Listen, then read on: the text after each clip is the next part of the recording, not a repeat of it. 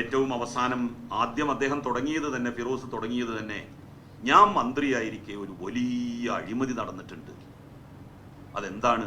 മലയാളം സർവകലാശാലക്ക് ഭൂമി വാങ്ങിയ സംഭവമാണ്.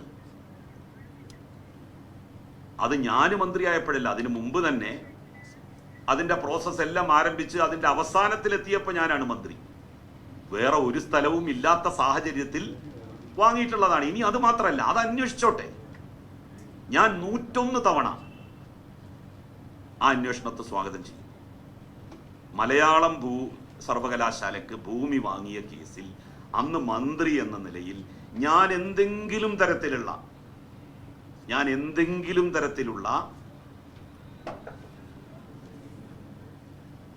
പിശക്, തെറ്റ് കാണിച്ചിട്ടുണ്ടോ എന്ന് അവർ പറയട്ടെ.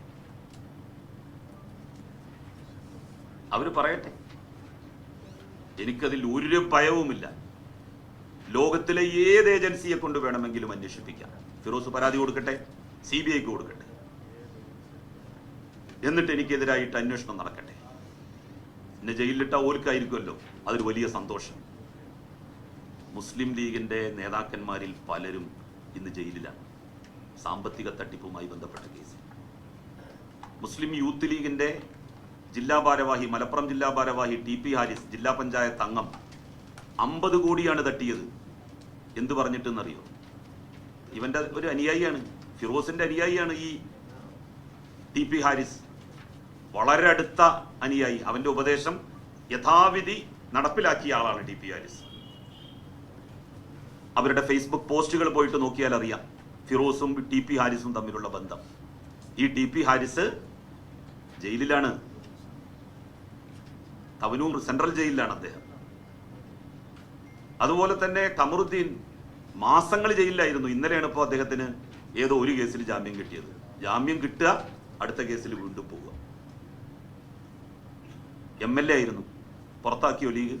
സാമ്പത്തിക തട്ടിപ്പ് മുസ്ലിം ലീഗിൽ പുറത്താക്കലിന് ഒരു മാനദണ്ഡമേ അല്ല എന്നുള്ളത് ലീഗ് കുറെ കാലങ്ങളായിട്ട് തെളിയിച്ചുകൊണ്ടിരിക്കുകയാണ്. അപ്പോ ഇതൊക്കെയാണ് മുസ്ലിം ലീഗിൽ ഇപ്പോൾ നടന്നുകൊണ്ടിരിക്കുന്നത്. ഞാൻ പറഞ്ഞല്ലോ, ഏത് അന്വേഷണത്തെയും സർവകലാശാലയുടെ ഭൂമി വാങ്ങിയതുമായി ബന്ധപ്പെട്ട് നേരിടാൻ ഞാൻ ഒരുക്കമാണ്. എനിക്കതിലൊരു ഭയവും ഇല്ല. എന്തൊക്കെയായിരുന്നു ഇവർ പറഞ്ഞിരുന്നത്? ഖുർആനിൽ സ്വർണം കടത്തി, കാരക്കന്റെ കുരുവിൽ സ്വർണം കടത്തി. ഈ ഖുർആൻ അങ്ങോട്ട് പോകുമ്പോൾ അത് തൃശ്ശൂരിൽ വെച്ചതിന്റെ GPS കേടായി, എന്നിട്ടത് ബാംഗ്ലൂരിലേക്കാണ് പോയത്. വല്ല കാര്യമുണ്ടായോ ഇവര് അങ്ങനെ പറഞ്ഞിട്ട്? എത്ര ആളുകൾക്ക് അടി കിട്ടിയെന്നറിയാം. എൻ്റെ വീട്ടിൻ്റെ അടുക്ക് അതിൻ്റെ പേരിൽ ജാഥ നടത്തിയിട്ട്, അക്രമാസക്തമായി ജാഥ, പോലീസ് തടഞ്ഞു.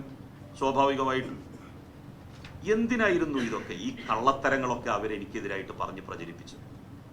ഞാനൊരു 10 പൈസ അങ്ങനെ ആരുടെയെങ്കിലും മുക്കും എന്ന് അവർക്ക് ബോധ്യം ഉണ്ടായിരുന്നെങ്കിൽ അവർക്കത് പറയാമായിരുന്നു.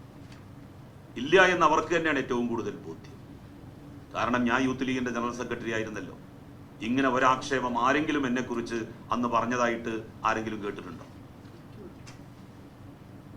പൊതുപ്രവർത്തനം സംശുദ്ധമാകണമെന്ന് വിശ്വസിക്കുന്ന ഒരാളാണ്.